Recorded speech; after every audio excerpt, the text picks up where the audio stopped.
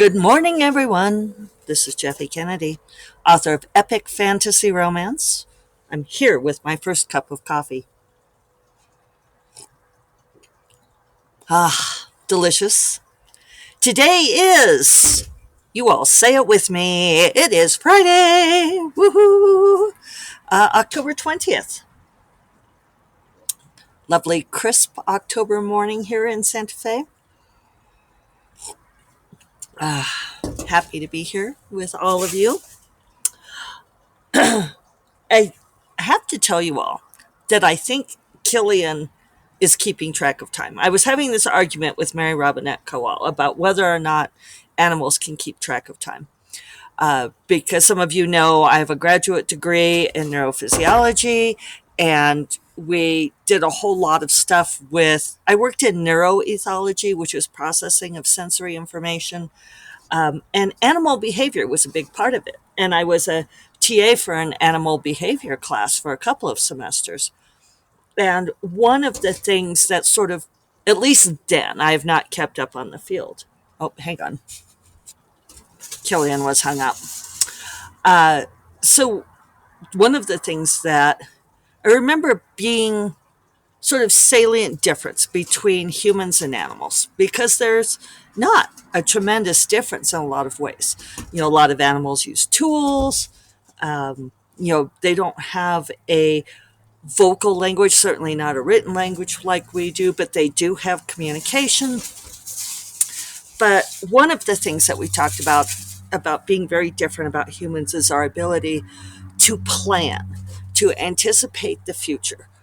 Uh, Animals certainly remember the past, but how much they are able to keep track of the future is in question, or the passage of time. And Mary Robinette was talking about how they know what time it is because of like feeding time and so forth. And I said, yeah, that's different though. That's a diurnal rhythm. They certainly understand seasonal rhythms, but do they understand 5 days from now, which is what she was trying to teach her cat. And if you haven't followed, oh, I'm going to sneeze. If you haven't followed, Mary Robinette has these buttons that her cat and now her dog are using to talk, where, like the button says outside, and they press the button up, they want to go outside. And it's very interesting, the videos she posts, and how much cognitive thinking is behind it. How much of it is a conversation? How much is reading in? Which is always a question when you're working with animal behavior, right? How much are you projecting your human ideas into it? So she was trying to teach her cat the concept of, because her cat understands later and maybe understands tomorrow, but she was trying to teach Elsie like 5 days from now, tomorrow and tomorrow, like pressing the button 5 times. And I said, I don't think she's going to understand that. And Mary Robinette said, well, she can now. So this, and then I started talking about animal behavior, that sort of thing. So, like, how far ahead can an animal understand that something will occur? Well, this morning, Killian was super keyed up, and he was sticking to me like glue and talking to me. And I think he knew that it was podcast day and that he was going to get to come out in the secret garden with me. And I was trying to figure out if I gave different cues than usual, um, indicating that it was somehow Friday. And I'm not sure, because yesterday we had to go down to Albuquerque. David's participating in an experimental trial for a new Parkinson's treatment. So we went down there, and so I got up and put on makeup, which I don't unless I'm doing a podcast or going somewhere. And then I wrote for a couple of hours before we went. So I don't know. He could be picking up on subconscious cues from me that it is podcast day. Or is he counting time? But the thing is I don't know, because like from Monday to Friday is a different span of time than Friday to Monday, right? And certainly we have a different pattern on the weekends. So I could get him knowing that Monday morning is podcast day. But does he really know that today is podcast day? Except he really did kind of act like it. So, anyway, that's our cats in New Mexico weather portion of the podcast. I do have other things to talk about today. It's been a good week. I got 3,000 words on Monday. I didn't do that well again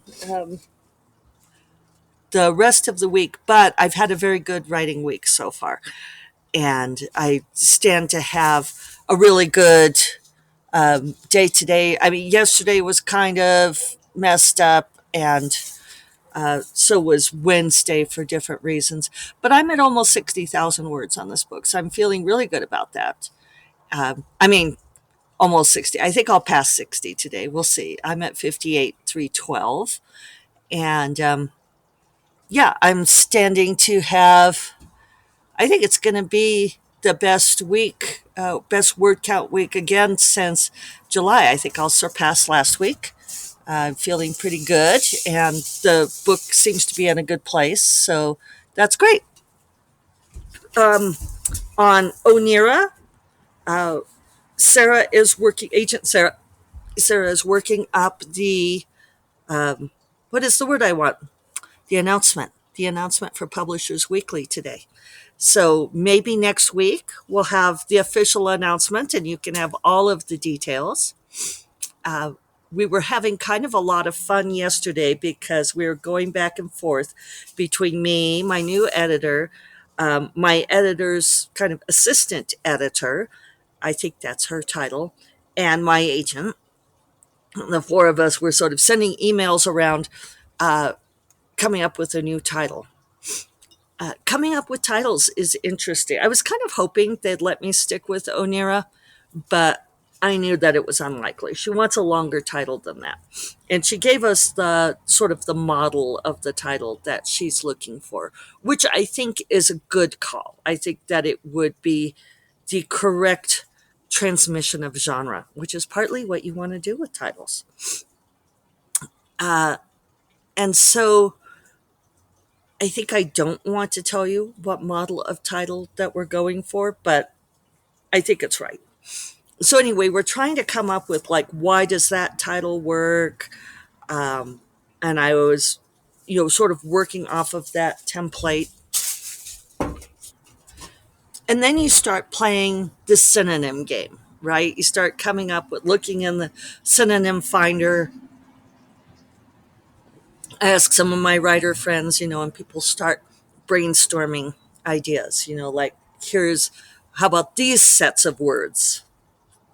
Yeah, and it's fun. It's fun. And in some ways, titles are like lightning. You hit on good ones by accident. Yeah, but I don't mind changing titles. Like a couple of my writer friends are like, you shouldn't have to change it. It should be Onira. And it's like, yeah, but I can see why. First of all, one word titles tend to be bad for SEO, search engine optimization. And also, they don't tell the reader a whole lot. And I thought, like with Onira, you've got one shot at getting it right, and it's spelled weird. It's Oneira. And half the people, not half, but a lot of times people write it wrong. They write Oniera. My agent does that sometimes. And I noticed that, like, when people were brainstorming titles, sometimes they had it like Oneria, Oneria. So, I mean, that's just a human thing to do, right? And it's a Greek word, right? So it's like doesn't come naturally to our American English speaking typing, our fingers that are trained. So if you have readers saying, "Oh, I heard about this book and it's called Onira and I want to read it," you know, the odds of them typing that into Google and getting the right book, who knows? But if it's a longer title with more words, the algorithm will fill it in a lot better. So the only time I minded, no, there's been a couple of times that I've minded changing the title.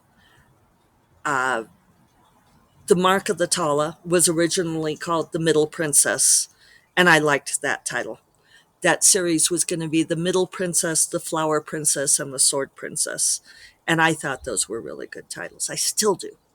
Uh, and my publisher didn't like those because they thought it was too YA, which I don't know, maybe so, but everybody thought those books were YA anyway. So, um, and same thing with uh, the Chronicles of Desneria books. Um, the first book was originally not called Prisoner of the Crown. And what was it called? Let's see. So I have my themes. It was originally called Princess of Desneria, um, which she also thought that sounded too YA. I guess the word princess. The only other one, and clearly I wasn't too attached to that one, is I didn't remember it. And it's kind of a meh title looking back on it. Uh, I just wish they'd given those books better covers. And oh well. Uh, and then the only other book that I really minded changing the title, and again, it was for a couple of different reasons. The Orchid Throne. My working title was The Slave King and the Flower Queen. And I thought that was a really good title. And you could see I'm still trying to get that flower thing in there, right?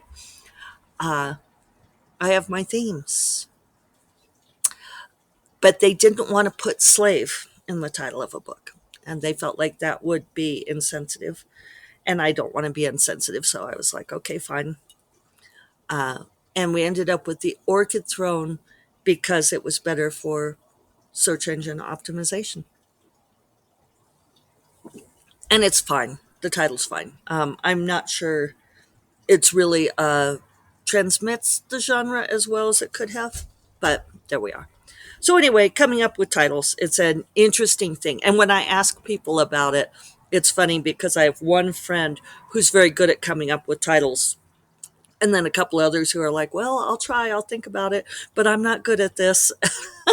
My agent always says she's not good at it. So, so yeah, that's been fun. Uh, so yeah, hopefully good announcement soon. Although it'll probably be San's title, so we can get that announcement out there. Unless we really decide on the title today. I know that they wanted to get like the publicity and marketing people involved on that title too, which is fine with me.